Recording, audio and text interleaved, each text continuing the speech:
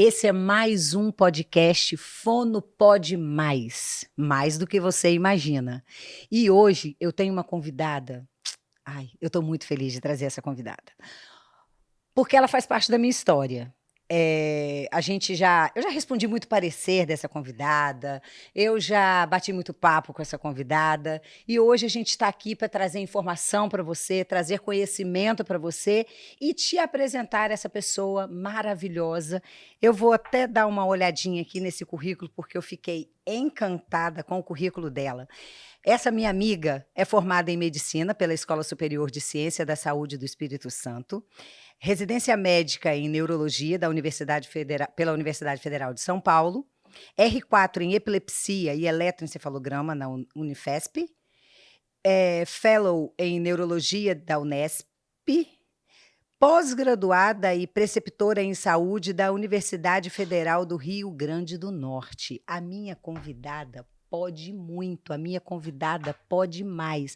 A minha convidada é Mariana Grenfell. Falei o nome certo? Falou. Eu queria primeiro agradecer, então, esse convite maravilhoso para a gente estar aqui junto, batendo um papo. O papo que a gente sempre bateu, né, Gessandra? É O isso papo que a aí. gente sempre bateu nos corredores, que a gente sempre tomou um cafezinho para conversar, às vezes, de um caso de um paciente especial, que a gente precisava ver em conjunto. Então, hoje, muito obrigada pelo convite. Assim, bater esse papo com você, ele é não só informar as pessoas assuntos tão importantes, né, dessa área da neurologia, que tem tanta ligação com a fonoaudiologia, né, e a gente estava conversando aqui antes de iniciar as gravações, o quanto a gente está ali ligada, trabalhando junto, né, o quanto a fonoaudiologia é importante nessa interação com a neurologia, né, com essa área da medicina, em vários eventos e casos dos pacientes. Então, assim, ter você aqui é importante pela amizade, é importante porque eu vou estar levando para os nossos ouvintes, para os nossos seguidores do canal, para os acadêmicos, para os fonoaudiólogos, para qualquer um da equipe multidisciplinar, essa área que é, assim, tão importante e que é vista, às vezes, como tão difícil, né, Mari? Então, isso é super importante, porque eu costumo falar que o trabalho em conjunto é um trabalho melhor. A gente não trabalha sozinho. E assim, a importância da equipe multi no nosso tratamento, eu não consigo ver o meu tratamento, eu não consigo ver uma conduta neurológica se eu não tiver do meu lado o fonoaudiólogo, se eu não tiver do meu lado o fisioterapeuta, se eu não tiver do meu lado a enfermeira, se eu não tiver do meu lado a terapeuta ocupacional, se eu não tiver do meu lado a nutricionista, se eu não tiver, então, se eu esquecer de alguém, gente, mas assim, É muita gente. inúmeros profissionais que estão ali do lado o tempo todo, assistente social. Então, o tempo todo nós estamos conectados e a gente só funciona bem e a gente funciona melhor quando a gente tem todo mundo trabalhando em conjunto em melhoria dos pacientes. E quando a gente fala de neurologia, isso é verdade, às vezes já causa uma aversão. As pessoas não entendem muito bem de falar, mas é muito difícil, eu acho que neurologia não é para mim. E não é assim. A neurologia é uma especialidade maravilhosa, que é muito, eu costumo dizer, até muito objetiva, porque tudo faz um sentido, aonde está a lesão, aonde é o quadro clínico. E, na verdade, eu acho que a gente tem um preconceito, a gente acaba sofrendo um preconceito antes das pessoas entenderem melhor a neurologia. Então é isso, acho que hoje a gente pode levar, se a gente conseguir atingir essas pessoas e levar mais conhecimento e, quem sabe, criar, quebrar esse preconceito da neurologia. E quem sabe a gente, com esse bate-papo, a gente consegue desmistificar ou descomplicar, né, Ótimo, a neurologia para muita ótimo. gente, né? Tem até colegas mesmo da multidisciplinaridade que falam assim: ah, eu não quero seguir essa área, da área da linguagem, que a gente, né, trabalha com afasias, disartrias, né? Ou não quero trabalhar com a disfagia, porque tudo envolve lesões cerebrais. Ah, não quero partir dessa área.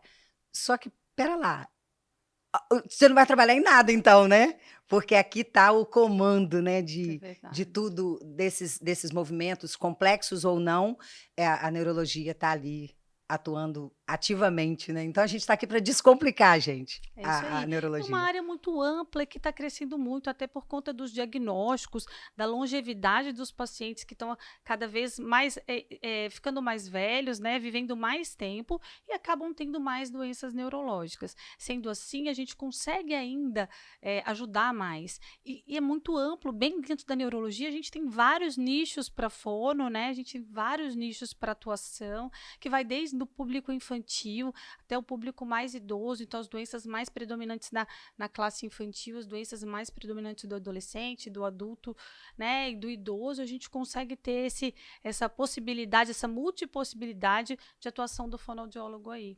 Então, pegando o gancho do que você está falando, o que seria a doença mais predominantemente no neonato, pediatria, na infância, assim?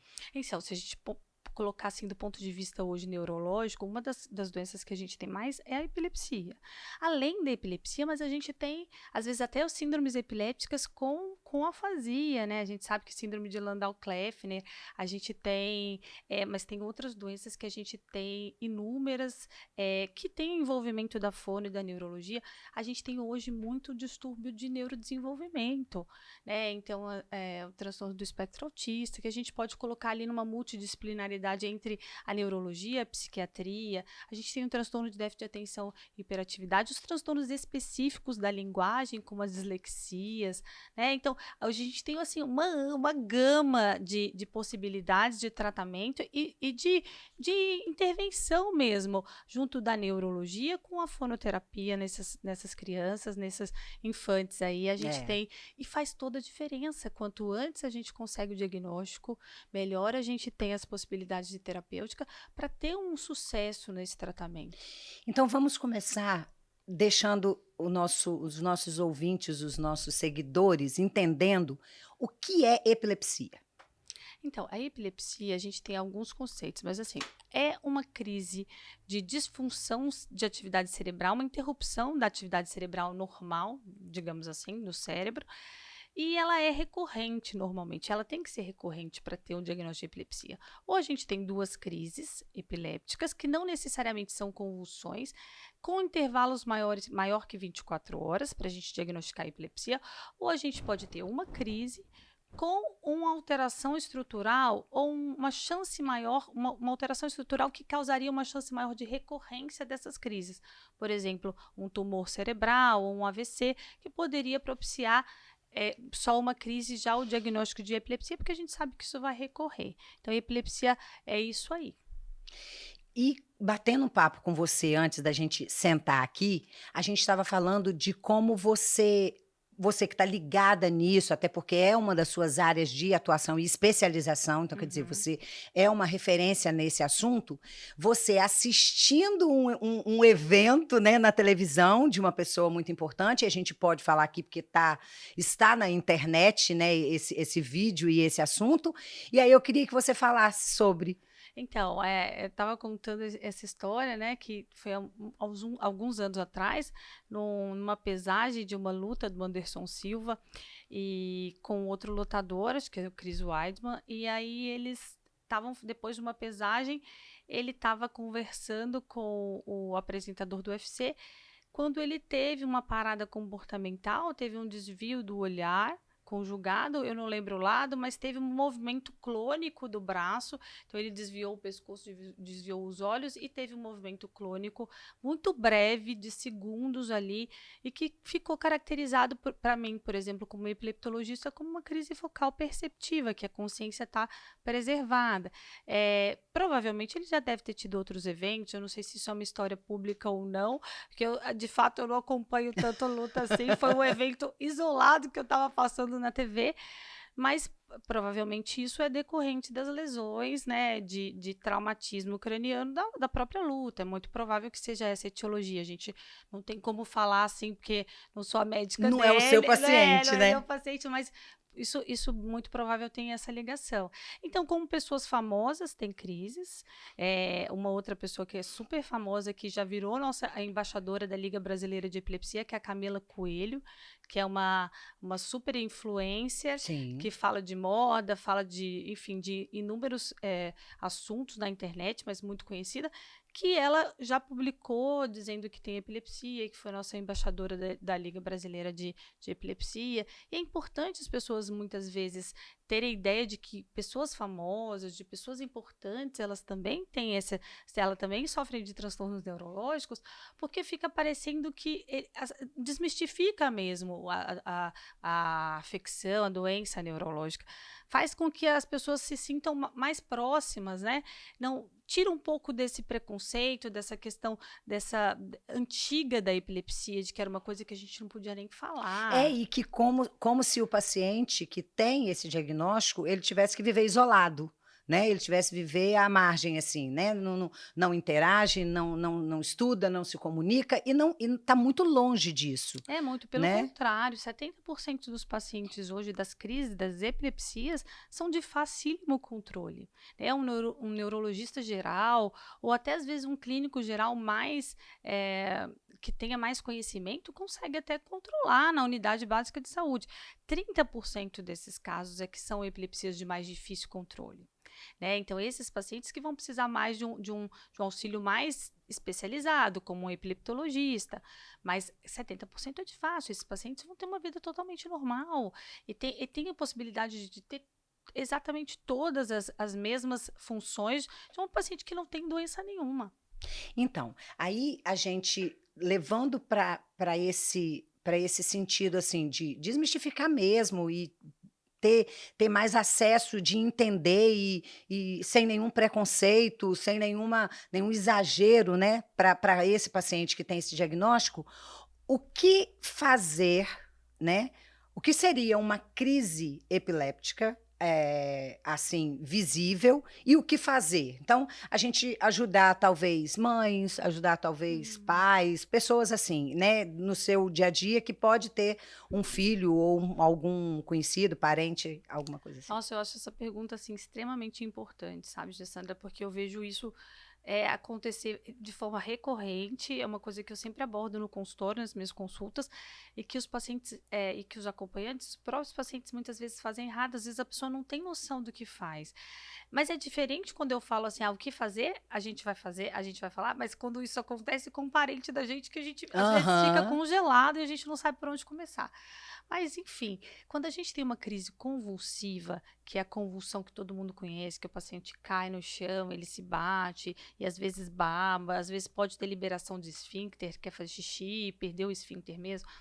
A gente tem que às vezes é muito rápida, normalmente é muito rápida essas crises, não dá tempo da gente sair procurando uma ajuda, ao mesmo tempo ajudar o paciente. Então, se a gente tem mais alguém em casa, a gente sempre vai pedir para alguém para pedir ajuda, mas a gente vira esse paciente de lado, ou a gente consegue virar ele inteiro, ou pelo menos a cabeça, porque virando ele de lado, a gente evita a queda da língua para obstruir as vias aéreas, então a gente consegue desobstruir. Não é indicado colocar nenhum objeto dentro da boca, puxar a língua, que eu já vi Nada nada disso. disso, porque você tem o risco de machucar o paciente e de se machucar. Porque a força que ele tem ali é uma força gigantesca. Então, É involuntária, né, involuntário, Mari? ele trava normalmente a mandíbula, então é uma coisa que vai acabar machucando mesmo um dos dois ou os dois. Então, virar de lado, se tiver alguma camisa, alguma coisa apertada, desapertar esse paciente, tirar a gravata, se for um paciente de sexo masculino, se tiver com alguma camisa apertada.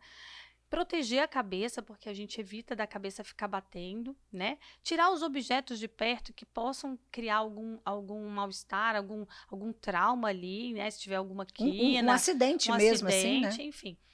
E contabilizar, se possível, a crise no relógio, porque quando a gente contabiliza, a gente tem uma ideia do tanto de tempo que demora, porque parece uma eternidade. Naquela hora da emergência, a gente não consegue ter noção de quanto tempo que aquilo está durando. E esse tempo vai ser importante para você como médica? Esse tempo é super importante, porque A gente tem uma definição de crise prolongada, que a gente chama estado de mal epiléptico. E hoje a gente sabe que acima de 5 minutos contados no relógio de crise, não do período pós-crise, que é aquele período que o paciente ainda não está legal, mas de crise, ele já é indicado como estado de mal e esse paciente tem que ser levado a um serviço de emergência.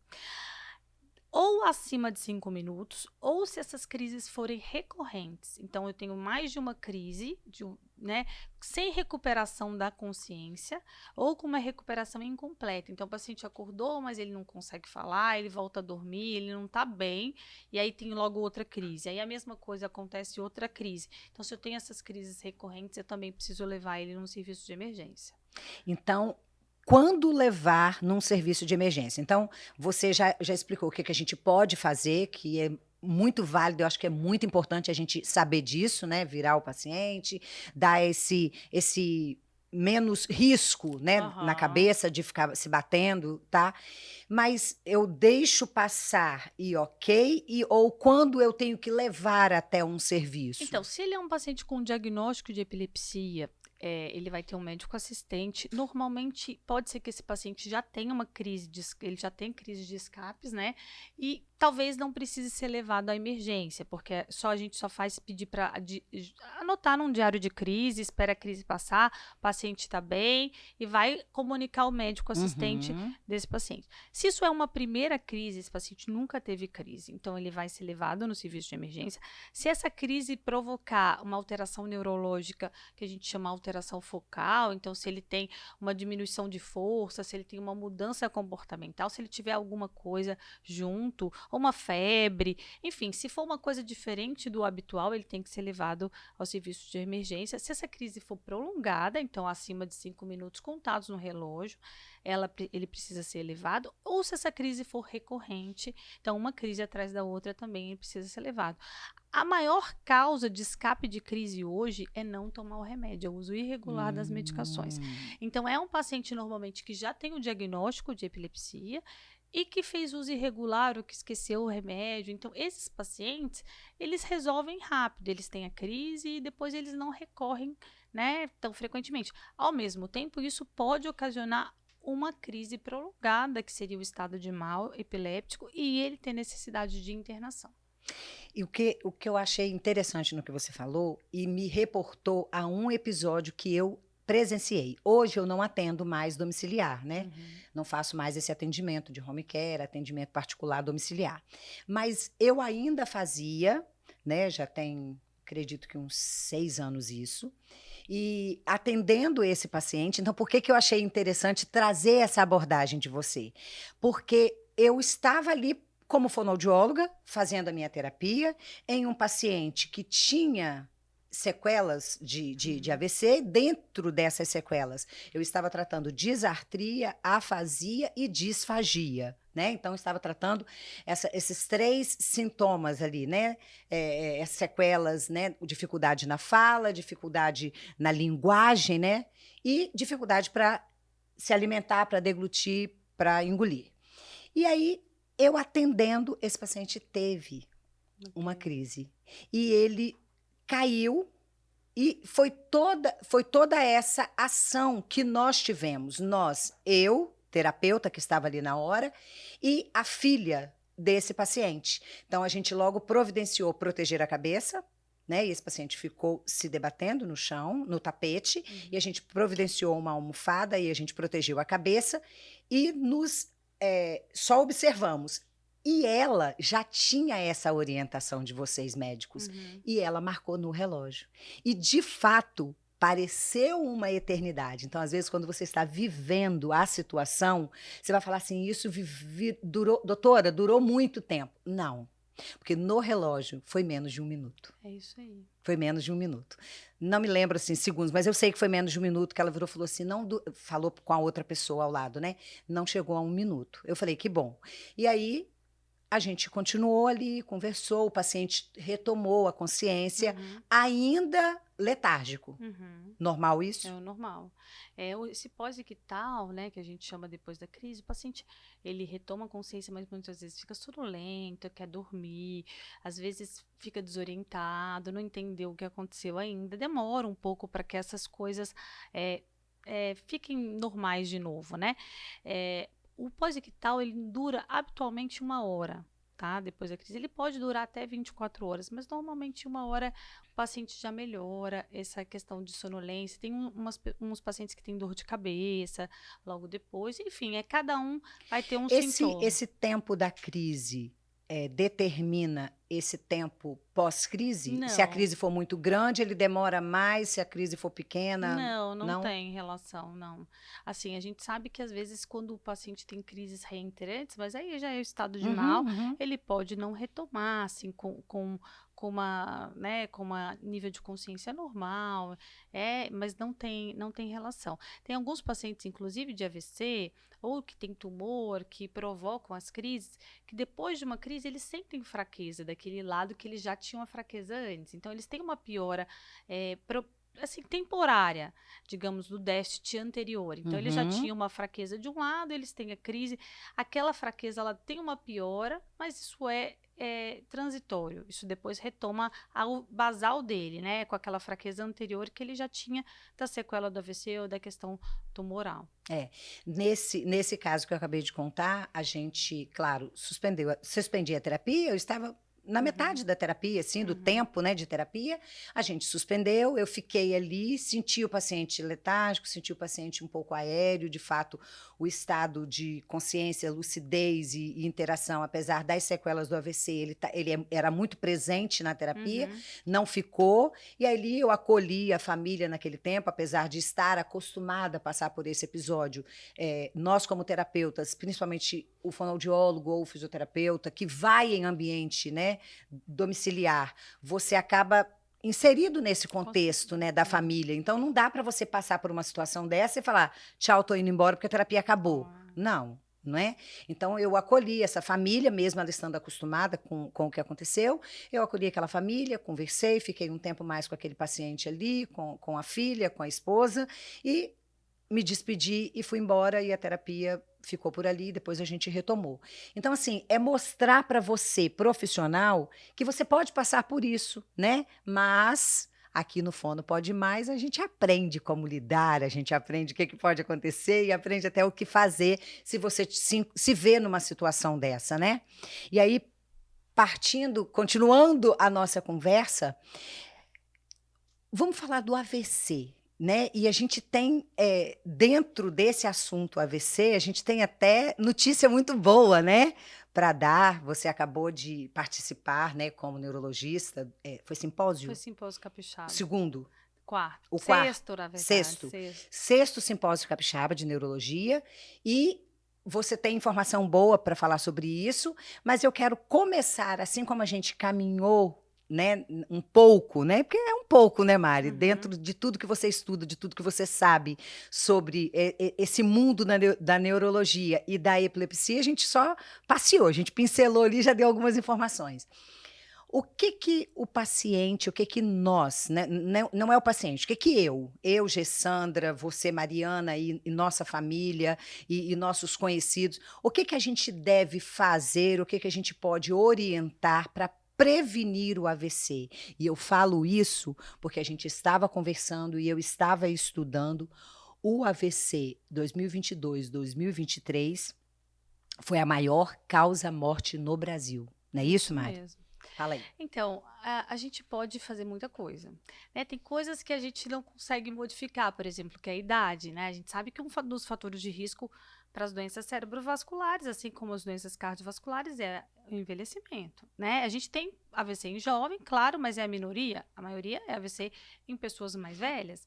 Então, quanto mais velho, maior a chance. Então, isso é um fator que a gente não consegue mudar, né? É verdade. Infelizmente. A idade chega, estamos nela. Estamos nela. Mas quer dizer, eu estou, Mari, você também, ainda não está. Eu já estou nela também.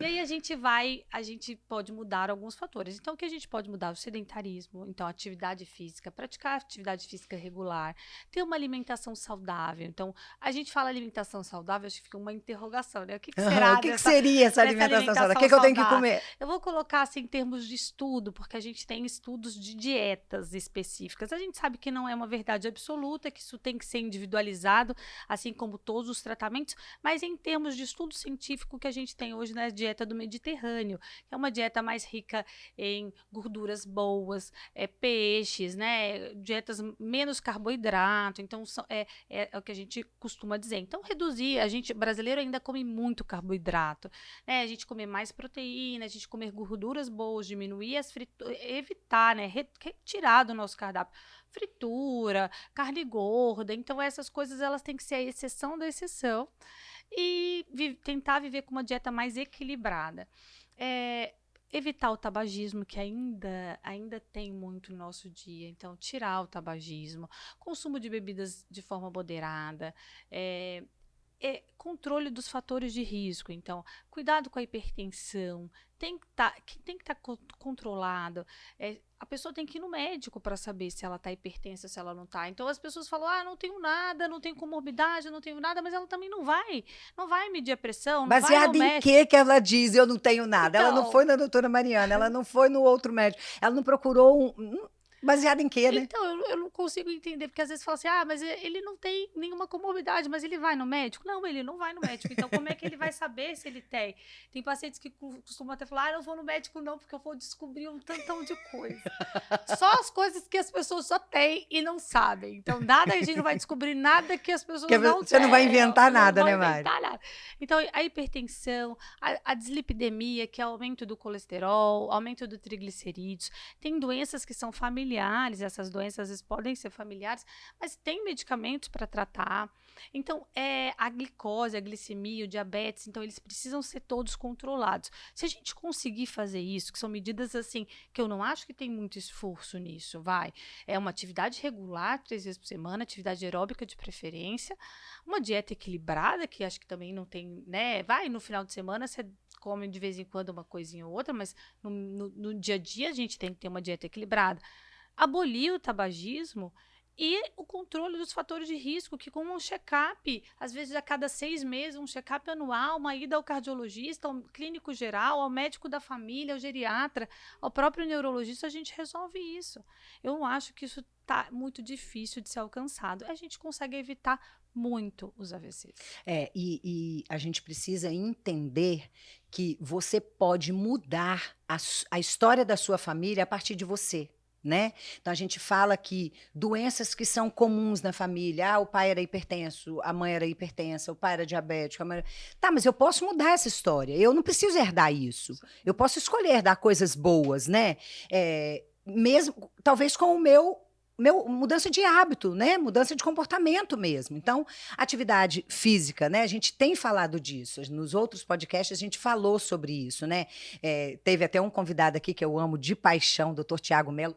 Beijo. Exercício ZOL. Ele falou que é a miligrama diária dele, é exercício ZOL. Então, assim, são fatores que a gente pode diariamente estar fazendo para mudar a nossa história, né? Aquilo que eu não consigo, eu não consigo. Às vezes eu vou herdar da minha avó, da minha mãe, do meu pai, alguma coisa, mas eu não preciso ter o resultado, o final, né? Aquela dependência medicamentosa, às vezes, porque eu mudando hábitos alimentares, atividade física, indo regularmente ao médico, fazendo controle, porque você não descobre nada em mim, enquanto paciente, do seu achismo. Não. Nem me olhando, né? Às vezes olhando é que você não vai achar mesmo, o paciente está ali aparentemente muito bem, né? Então a gente precisa fazer isso. Afinal de contas, AVC 2022, 2023 foi a maior causa morte no Brasil, galera. Então não dá para brincar, né? Não dá, né? E o uso regular das medicações, né? Quando a gente já tem esses diagnósticos, eu também vejo isso muito, que aí acaba sendo o AVC hemorrágico, nem o AVC isquêmico, mas o AVC hemorrágico hipertensivo, por exemplo. O paciente tem o diagnóstico de hipertensão, ele tem os remédios, ele muitas vezes é fornecido os remédios para ele não precisa nem comprar e o paciente não faz uso regular. Então, se atentar à questão do uso regular das medicações, eu acho que isso é importantíssimo a gente bater na tecla também. E uma coisa muito interessante é que nós estamos falando aqui, né, falei já 2 vezes, 2022, 2023, a maior causa-morte tá, mas aqueles que ficam sequelados, que é onde a fonoterapia vai agir, vai entrar, né? Então, assim, é evitar e ter uma qualidade de vida. As pessoas, a gente trabalha tanto, aí vai chegando numa bela idade, né?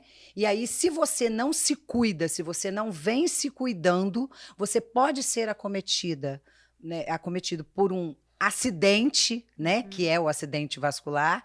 Você pode ser cometido, sendo que você poderia ter evitado e não foi a óbito, mas ficou sequelado sem poder viver, usufruir daquilo que você, com certeza, buscou a sua vida, né? Você, por exemplo, 3 filhos lindos, um pitoquinho assim que eu conheci piquititinho na maternidade. Quer dizer, aquelas bonecas, aquelas meninas lindas, aquela criancinha linda, e você aí, né, cuidando desses filhos, e aí você vai e avança na idade, porque a idade chega e tal. Aí, quer dizer, você quer usufruir, né, a alegria de aquelas criancinhas que corriam na casa, agora viajam com você, agora constitui sua família, e agora você é avó, e tá, mas com que qualidade, É né? isso aí. E o AVC traz essas sequelas, né? A gente, tanto no ambiente hospitalar, que a gente trabalhou muito junto e trabalha até hoje, né? Tratando as disfagias, quer dizer, comer é algo tão bom, né? Todo mundo quer comer, né, Mário? Todo mundo gosta. Comer é um ato social, né? Você chegou, a gente toma um café, a gente vai sair, vamos lanchar. Eu te recebo na minha casa com um jantar ou com um almoço. Então, comer é algo muito importante. E aí, como uma das sequelas do AVC, dependendo do lugar da lesão, você ganha de presente uma disfagia. E dependendo da gravidade da disfagia, você é impedido de comer, né? Ou às vezes você é impedido de comer coisas que você gosta, né? Na consistência que você gosta tanto. E você é levado a comer alimentos só pastosos, comer alimentos muito macios, porque você não tem condição de engolir outra consistência, né? E a disfagia é isso. A disfagia é uma alteração nesse ato que é tão importante para a gente que você não se atenta para ele, que é isso aqui, ó.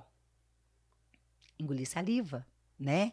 E às vezes a gente tem um paciente pós-AVC com uma situação tão grave que nem a saliva ele consegue engolir, né? E não consegue se comunicar mais porque tem uma afasia, quer seja na área de Broca, quer seja na área de Wernicke, quer seja ela global, quer seja algo muito severo ou uma condutiva, né? Só não consegue se expressar.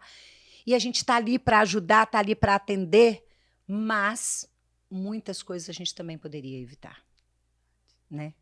E o nosso trabalho ali dentro do ambiente hospitalar junto, às vezes, como você falou no início da nossa conversa, é o quê? A gente se encontra nos corredores, se encontra numa sala de prescrição para saber o que a gente pode fazer por esse paciente. Dá uma dica para esse povo aí em casa. Então, isso é super importante. Essa comunicação, essa atuação em conjunto dos profissionais, eu acho que a visita múltipla, que é uma realidade, acho que em quase todos os hospitais hoje, né, que é uma questão de qualidade do hospital, isso a gente tem até no hospital público, então, você imagina, graças a Deus, né, assim, hoje a gente tem essa possibilidade de ter essa interação grande entre os profissionais, a gente consegue definir em conjunto, os melhores caminhos para aqueles pacientes. E pensando que, às vezes, também, nem sempre é essa questão do estilo de vida, né, Gessana, que é importante, que o estilo de vida ele tem um impacto importante na questão dos AVCs e é o que a gente consegue prevenir, mas às vezes a gente tem paciente jovem, como eu falei, que tem AVC e muitas vezes por outras causas. Quando a gente fala em paciente jovem, a maioria das vezes não é a causa que a gente consegue prevenir com o estilo de vida, é outras causas que a gente vai pesquisar e a gente tem uma avaliação mais ampla para um paciente jovem que vai desde, às vezes, doenças trombofilias, doenças autoimunes, como vasculites, a gente tem inúmeras outras doenças, que é síndrome do anticorpo fosfolípide, a gente tem outras doenças inúmeras que a gente vai pesquisar como causa num paciente jovem. E aí a gente estava conversando daquela história que eu coloquei para você, de uma paciente jovem que eu atendi semana passada. Muito jovem, né, Mari? Muito jovem. E como também que a gente Foi um consegue... foi Foi um pós-parto. um pós-parto. Olha só que coisa. E é uma paciente assim, a gente tem AVCs assim, até em criança, não é comum, mas a gente tem. E também não é comum a gente ter tantos jovens. A gente vem fazendo mais diagnósticos em jovens, a gente vem vendo mais pacientes jovens tendo AVC, mas por etiologias múltiplas. Pode ter paciente jovem que tenha etiologia por estilo de vida, né, por dislipidemia, por doença de pequenos vasos, vamos colocar assim, hipertensão, dislipidemia, diabetes, sim, porque tem pacientes jovens que têm essas doenças também, mas a grande maioria não é por isso.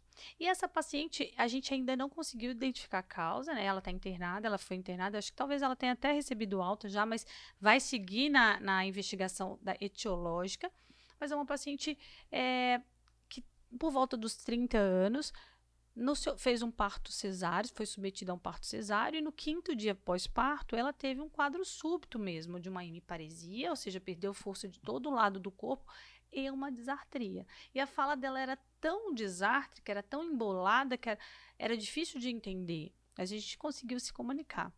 Ela estava com muito medo, ela chorava o tempo inteiro. Uma paciente que chegou, deixou o seu bebê na maternidade e foi trazida para mim pelo SAMU e no meu plantão da madrugada.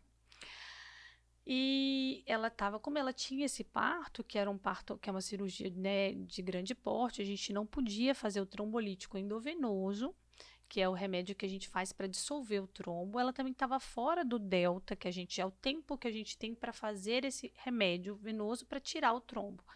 E quando a gente fez os exames de imagem, foi percebido que tinha realmente uma oclusão, o trombo estava dentro de um grande vaso.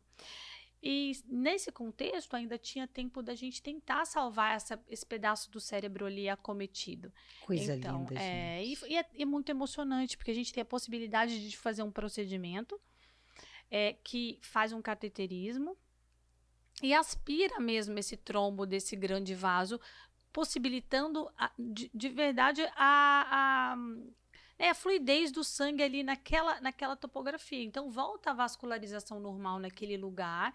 Então, uma vez que você tem sangue de novo ali, você diminui o déficit ou você até fica sem o déficit. Depende muito do paciente, do tempo que a gente tem essa obstrução, do tempo que o cérebro ficou ali com essa interrupção do fluxo sanguíneo.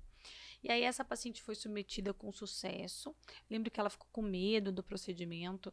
Eu falei, não, vamos, sua chance de ficar melhor. E ela foi submetida e foi super bem. Ficou na UTI uns dias e depois eu pude vê-la de novo sem déficit nenhum. Fala totalmente normal, força totalmente preservada, podendo ter restabelecimento físico, podendo cuidar do bebê que tinha acabado de nascer. Então, quer dizer, ela estava no puerpério.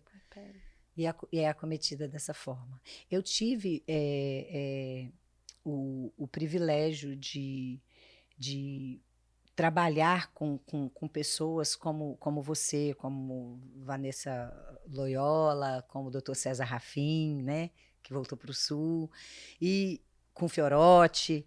E, assim, com vocês, aprendendo sempre, né? Porque a gente pega um paciente, né, com uma lesão neurológica, e aí você fala, Gê, bora colocar, né? Você já fez e está fazendo aquilo que a medicina pode fazer, e agora essa parte tão importante da reabilitação. Então, esse caso que você contou não precisou de reabilitação fonoaudiológica, essa jovem? Ela não vai precisar, mas ela passou mesmo assim por uma avaliação fonoaudiológica, porque todos os pacientes pós-AVC, eles devem passar por uma avaliação multi, inclusive da físio, mesmo sem o déficit permanente, e ela não vai precisar continuar essa reabilitação, mas outros pacientes precisam, que às vezes não chegam no tempo da gente fazer o tratamento trombolítico ou o tratamento de trombectomia. E esses pacientes, a reabilitação precoce é muito importante. A gente precisa fortalecer ainda mais a reabilitação. A gente precisa de mais profissionais intra-hospitalares. É por isso que a gente também está conversando aqui. Quem sabe para incentivar essa galera jovem aí a fazer a parte de hospital, fazer essa parte que é tão bonita, que a gente vê tanto uma melhoria que é tão gratificante para o profissional, né? E já é cientificamente comprovado que quanto antes você intervém na reabilitação, a resposta é melhor. É a neuroplasticidade, né? Então, aquela área ali sofreu uma lesão, uma parte, né, do cérebro sofreu uma lesão, mas Deus, na sua perfeita, né? Porque Deus é perfeito. Então, Deus nos fez com neurônios ali, com outras conexões, né? Sinapses que a gente pode fazer para trabalhar, recrutar, fazer aquilo que daquela área ali foi lesionada. E eu preciso que, o quanto antes intervir, esse paciente tem um melhor prognóstico, né? Porque por isso que é necessário, dentro do ambiente hospitalar, um fonoaudiólogo estar avaliando a linguagem, a fala, a disfagia, né, a deglutição. O nosso grande foco dentro do ambiente hospitalar continua sendo a disfagia por conta das broncoaspirações, quer dizer, o paciente se livra de algo, né, está ali, sobrevive a uma intercorrência, e ele agora, se não cuidado, se não tratado, se não trabalhado e reabilitado, ele pode broncoaspirar. Então, o nosso grande foco é a disfagia, mas isso não quer dizer que eu recebo um paciente no ambiente hospitalar que não está conseguindo se comunicar ou que está se comunicando de uma forma incompreensível ou de uma forma deficitária e que eu não vá fazer, eu vou fazer. O nosso foco principal é a disfagia por conta da gravidade que isso pode trazer para o paciente ali ainda dentro do ambiente hospitalar. Mas a comunicação é tudo, né, Mari? O paciente ele tem necessidade de se comunicar e às vezes eu preciso levar para ele uma forma de se comunicar, quer seja com comunicação alternativa, quer seja reabilitando e tratando essa disartria, essa fala, né, lenta, essa fala flácida, essa fala espástica, né? Depende da nossa avaliação ali para a gente descobrir o que aconteceu, mas eu preciso estar ali, inserida dentro desse ambiente, fazendo essa ligação médico-fono-físio, né? Para a gente trazer melhor qualidade de vida e reabilitação para esse paciente. Né?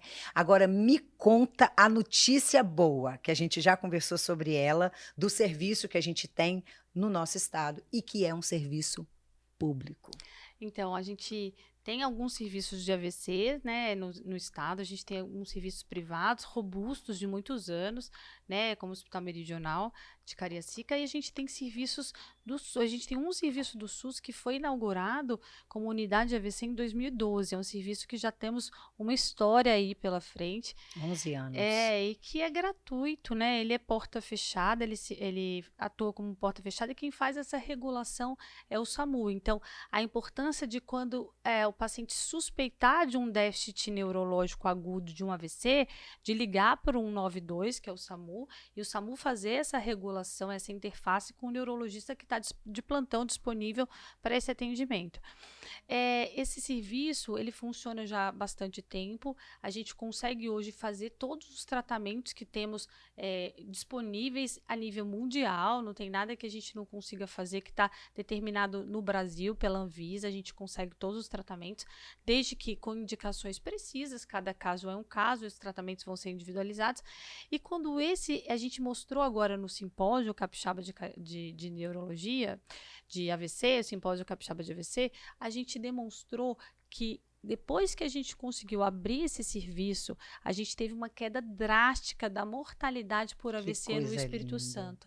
Isso é muito emocionante a gente ver. A gente vê um trabalho que não é uma pessoa única, é uma equipe inteira de neurologistas, de enfermeiros, de técnicos de enfermagem, de fonoaudiólogos, de fisioterapeutas. É um trabalho de equipe, de técnico de laboratório que vai colher o exame. Tudo funciona muito direitinho, integrado. Nós temos também na nossa equipe os neurocirurgiões, eles também fazem parte, os neurocirurgiões que fazem o tratamento endovascular, né? A gente tinha um colega neurologista também que fazia. Então, a gente está dentro disso tudo muito organizado para funcionar de forma assertiva e rápida, porque esse atendimento ele não pode demorar. Então, isso eu acho que é um alerta importante, porque na suspeita de um AVC, a gente não pode perder Tem que estar tempo. dentro da janela, né, Mar? E quanto antes a gente puder levar esse paciente para um serviço de referência, melhor para ele. Mais fácil é para ele poder ser tratado. Agora, também só funciona se as coisas tiverem organização. E é por isso que hoje o Hospital Central ele só funciona através do SAMU, porque é o SAMU que faz essa triagem, ele que consegue levar em tempo hábil o paciente para dentro do serviço. Então, você me deixa claro aqui que depende de cada um. Depende do profissional, quer dizer, você está ali não só habilitada, mas extremamente capacitada para cumprir essa função como neurologista, para receber esse paciente, para intervir da forma necessária e o mais precoce possível. O SAMU, mas tudo isso envolve o quê? Políticas públicas. É isso É aí. necessário que tenha o olhar para essas pessoas. É necessário que tenha um olhar de gerenciamento dessa organização que você falou. Por que está dando certo? Porque tem organização.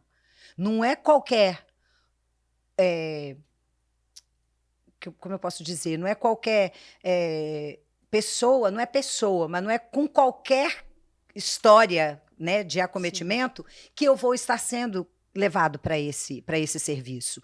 Por isso, uma história tão linda como essa que você contou, né, da mãe, no puerpério, ter um AVC, e sai sem nenhuma sequela. Claro que o fator idade contribui bastante, a gente sabe disso, eu estou falando besteira? Não. De que o fator idade ajuda Não, muito com na certeza, reabilitação do paciente? É. Né? Então, tem o fator idade a favor dela, mas tem o fator precisão naquilo que precisou ser feito. Quem estava lá? Doutora Mariana. Então, olhou, avaliou, diagnosticou, é isso que tem que fazer, deu tranquilidade para essa paciente passar por aquele procedimento que assustou, tudo estava assustando essa mulher, né? Então, é esse olhar do todo, né? De uma equipe multitrabalhando na área da saúde, mas um olhar de fora também, governamental, olhando para fazer políticas públicas que, de fato, prestigie, que de fato salve, que de fato venha ajudar pessoas que precisam, né? Porque de cuidado, de saúde, todos nós precisamos. Mas o acesso a um serviço como o Hospital Meridional, por exemplo, você precisa de um plano de saúde. Você precisa de ter condição financeira para estar ali. Tem plantão 24 horas? Tem. Mas eu preciso ter um plano de saúde ou eu preciso ter condição de pagar particular. Mas existe um serviço que está sendo referência no nosso estado, do nosso estado, no nosso país. É isso aí. Né? Isso é muito legal. É muito gratificante a gente poder atuar nessas áreas e a gente poder ver o paciente melhorando, a gente poder saber que a gente pode modificar um pouquinho de forma positiva essas vidas, porque quando a gente também tem um AVC numa família, Gessandra, e esse paciente fica com sequela, a gente, além de tirar ele da sociedade economicamente ativa, digamos assim, do trabalho, da vida dele normal, a gente tira um cuidador. E esse cuidador normalmente é um ente familiar. Então a gente tem um impacto social, um impacto econômico gigantesco para o país. Então, se a gente colocar isso na balança, o custo de um tratamento de AVC é irrisório perto do impacto socioeconômico que eu vou ter se eu tirar esses pacientes do mercado. Né? Então, isso é importante. Fora, sem falar da família, sem falar das condições que esse paciente poderia ter de viver a vida dele. Então, é lógico que a gente tem que trabalhar na atenção primária como prevenção, como a gente falou, mas a gente também está preparado na atenção terciária para os casos que vierem para a gente hoje, para a gente poder modificar essa história natural aí do AVC. Exatamente. Modificar que outras pessoas dentro daquela família seja acometida por algo que causa tanto impacto, né? A gente já está indo para o episódio, né, para a reta final, assim, mas eu não vou deixar de te fazer uma pergunta, porque eu vi que no seu Instagram você falou sobre isso e eu queria que, num tempo assim, né, que você falasse alguma coisa sobre As dores de cabeça, as cefaleias, isso é o quê? Isso pode ser o quê? Quando eu tenho que me preocupar, ou dor, eu sempre tenho que me preocupar. Dor de cabeça é alguma coisa neurológica? Fala aí pra gente. Então, dor de cabeça é uma queixa muito frequente também, né, na população brasileira, na população mundial. E vamos colocar assim, quando que eu tenho que me preocupar com a dor? Então, a gente tem alguns fatores, uns sinais de alarme que essa dor pode acontecer. Então, por exemplo, é uma dor diferente, é uma dor inédita, a primeira dor da vida, uma intensidade que você nunca teve, uma intensidade máxima. É uma mudança de padrão. Então, você tinha uma dor e agora é uma dor diferente. Ela vem acompanhada com febre, ela vem acompanhada com algum déficit neurológico, com uma alteração de convulsão, com uma rigidez de nuca. É um paciente imunossuprimido, ou um paciente com uma neoplasia, uma doença prévia já conhecida, que pode modificar isso. A gente tem que colocar uma interrogação ali na Um cabeça, alerta, um né? alerta. Então, esses sinais de alarme, eles fazem a gente olhar esse paciente com mais cuidado, né? Outra coisa que é importante, no esforço físico, do exercício, uma dor de cabeça que começa no exercício, ou às vezes na atividade sexual, ou na evacuação, durante um esforço abdominal. Então, essas questões a gente tem que olhar com cuidado, e essas dores de cabeça a gente vai investigar. Agora, uma das dores de cabeça que mais tem impacto, ela não é a mais comum, mas é que tem mais impacto aí socioeconômico, que tira às vezes o paciente daquele dia de trabalho, é a enxaqueca. A enxaqueca ela é muito prevalente. Não dá para não ter um olhar para Não enxaqueca, dá né, para a Mari? gente não olhar, é mais comum no sexo feminino, é uma dor de caráter pulsátil, normalmente de um lado só, que dura de 4 a 72 horas se não tratada adequadamente, aquela crise, e vem com alteração junto, com uma sensibilidade à luz, uma sensibilidade ao barulho, às vezes com uma náusea, vômito, às vezes com uma sensibilidade a cheiro também. Isso vai depender de cada paciente e a gente consegue fazer o diagnóstico. E o mais importante, ela atrapalha demais a qualidade de vida. Ela tem um impacto gigantesco, como eu falei, ela tira, às vezes, o paciente do trabalho, de tão incapacitante que ela é, porque ela, por definição, é incapacitante. E o importante da gente saber isso é que tem alguns fatores individuais que podem desencadear as crises. Então, que vai, de acordo com cada pessoa, mais privação de sono, passou da hora de comer, jejum prolongado, alguns alimentos específicos. Então, cada pessoa vai ter de um jeito esses fatores desencadeantes, e é importante a gente conhecer a dor, a própria dor, fazendo um diário de crise, que já vai ajudar demais o neurologista quando a gente for tratar. E lembrar que ninguém precisa viver com essas dores, que dor de cabeça não é normal, porque às vezes eu pergunto para o paciente assim, mas você já tinha dor de cabeça? Ele, só aquela dor de cabeça normal. Eu falei, uai, mas não tem dor de cabeça normal. Dor não é normal, né? Dor não é normal, dor de cabeça não é normal. Então, saber que isso tem tratamento, que você pode ter uma melhora da qualidade de vida significativa, que você vai ter mais tempo de qualidade com você mesma, no seu trabalho, com a sua família, com seus filhos. Isso faz muita diferença pra gente, tá? Então, Eu acho que cuidado. para fechar é isso aí. É isso, é o cuidado, né? É o olhar de olhar para você e cuidar de você, e saber que quem estudou para te ajudar existe, mas você tem que procurar. É isso aí. Você não vai estar batendo na porta da casa de ninguém, né, Mari? A Verdade. pessoa tem que ir até você para poder pedir e Ajuda. descobrir, pedir ajuda e descobrir o que está acontecendo, né? Ó, foi um prazer ter você aqui comigo. Foi um prazer. Eu aprendo sempre. Em cada encontro com você, eu aprendo. Eu aprendo com o seu jeito, aprendo com a sua amizade, aprendo com o seu carinho, com esse jeito lindo de ser, por fora e por dentro. É muito legal para gente que, nós que somos mulheres e somos vaidosas, é muito bom conhecer e ter a amizade de alguém que é linda por dentro, o tanto que você é por fora. Os meus convidados não, os meus ouvintes, os meus seguidores vão estar vendo a linda mulher que você é, mas eu conheço que essa mulher é linda por dentro também. Então, assim, muito obrigada por ter aceitado o convite, muito obrigada por dividir esse conhecimento gigantesco que você tem. Você, na sua área, com certeza faz diferença, você faz diferença na vida das pessoas que cercam você. E eu louvo a Deus porque você é minha amiga. Louvo a Deus porque você aceitou esse convite e pode abençoar tantas pessoas. Deixe o seu recado final aí para os nossos ouvintes, para os nossos queridos do Fono Pode Mais. Nossa, depois desses elogios eu vou ficar até sem graça. Eu queria muito agradecer a oportunidade. Gessandra, essa recíproca é muito verdadeira. Você é luz na vida das pessoas onde você passa. Você consegue fazer a diferença, a gente percebe. E o trabalho da equipe, quando a gente consegue juntar isso, ele é tão maravilhoso. A gente consegue fazer melhor ainda do que fazer sozinho, porque a gente não faz tão bem sozinho quanto a gente faz em grupo. Então, eu que agradeço a oportunidade de estar aqui, de poder conhecer vocês, de poder falar um pouquinho, dividir meu conhecimento com as pessoas que estão aí assistindo. E da gente poder bater esse papo maravilhoso, Muito que a gente bom. tem sempre pouco tempo, mas é ótimo estar aqui. Muito obrigada.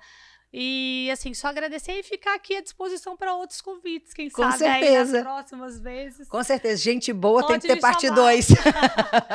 Eu deixo aqui um abraço para todo mundo. Até breve. Tchau, tchau. Gente, esse foi mais um podcast Fono Pode Mais, que você imagina. E eu quero te fazer um convite, que você entre no canal, lá no Fono Pode Mais no YouTube, se inscreva no canal, deixe o seu like, deixe seus comentários. Os nossos episódios são semanais, toda sexta-feira lança episódio novo, então você pode assistir ali na hora que ele foi lançado, fazer perguntas, a gente responde e depois sempre assistindo, deixar ali seus comentários. Você pode assistir também pelo Spotify, tem trechos dos nossos episódios no TikTok. Nos siga na rede social, Instagram, TikTok, se inscreva no canal, participe. Você vai amar viajar e conhecer, desvendar essa área de atuação da fonoaudiologia hospitalar, da fonoaudiologia como reabilitação, junto com qualquer outra área da saúde. Muito obrigada, assista sempre. Até o próximo.